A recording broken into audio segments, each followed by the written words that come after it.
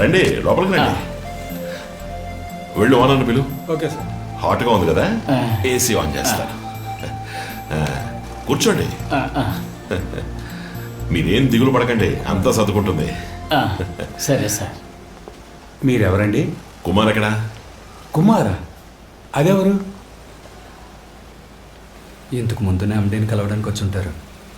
Sir, ఇది కొత్త management. I am the owner. Kumar, I'm his father. Sorry sir, పాత మేనేజ్మెంట్కి మాకు ఏ సంబంధము లేదు. సారీ, నా తప్పే. It's my fault.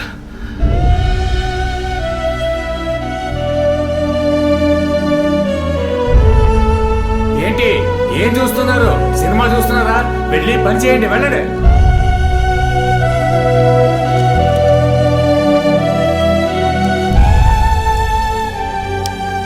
దిగులు పడకండి సార్, ఏదో మిస్టేక్ జరిగింది అంతే. రండి వెళ్దాం.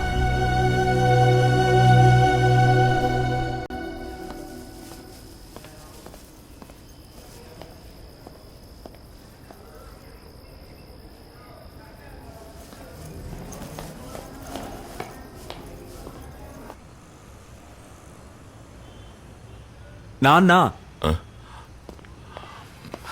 భయపడ్డాను.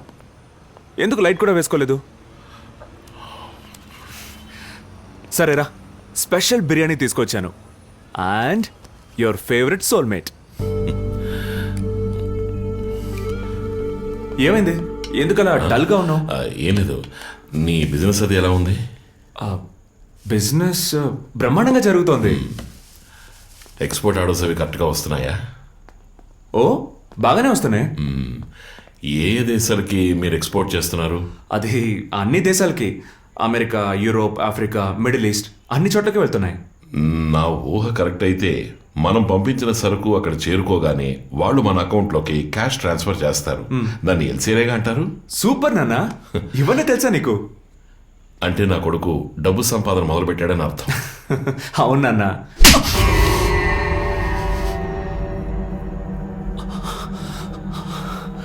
ఊహ తెలిసిన నాటి నుండి నువ్వు నన్ను మోసం చేస్తున్నావు. చేతిలో డబ్బులుండి నీ మీద అమితంగా ప్రేమ ఉన్నందువల్ల నీవన్నీ అల్లరి చేస్తలేరని ఊరుకున్నాను. బట్ ఇప్పుడు ఈ స్థితిలో కూడా నువ్వు నన్ను మోసం చేస్తున్నావు. నాన్న, ఇంతకు ముందు నేను చాలాసార్లు మోసగించాను. కానీ ఇప్పుడు నేనే పూర్తిగా మోసపోయాను. నాకంటే ఏదో ఒకడిని నేను కళ్ళు మూసుకొని నమ్మాను. ఈ మాట అప్పుడే నాతో చెప్పుండొచ్చు కదా. అసలే కృంగిపోయాను, నీతో ఎలా చెప్పగలను? అది విని నువ్వు ఎలా తట్టుకోగలవు? ఏమీ లేకుండా జీవితం మొదలు పెట్టాను.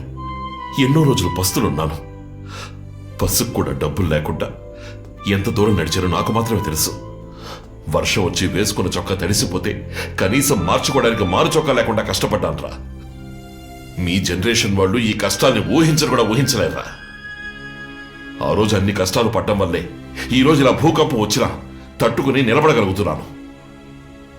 అలాంటి నా దగ్గర అన్ని దాచేసి నువ్వు ఒక్కడవే కష్టపడి నన్ను సంతోషపెట్టడానికి పడరాని పాటలు పడుతున్నావు, అవునా? పెద్ద తెచ్చాడు స్పెషల్ బిర్యానీ, సిగరెట్.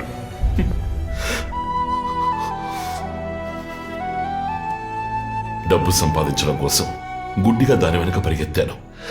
ఏది ఏమైనా సరే నువ్వు మాత్రం నాలా పరిగెత్తకూడదురా. గుక్కెడు గంచి తాగి నన్ను గుడిసెలో పడుకోమన్నా కూడా సంతోషంగా పడుకోగలను. ఇన్నాళ్ళు లగ్జరీగా బతికిన తండ్రి కొడుకులు కొన్నాళ్ళు కష్టాలు అనుభవించాలి నా దేవుడు ఆశపడితే అలాగే కష్టాలు అనుభవిద్దాం. దాని తెంపోయిందిరా.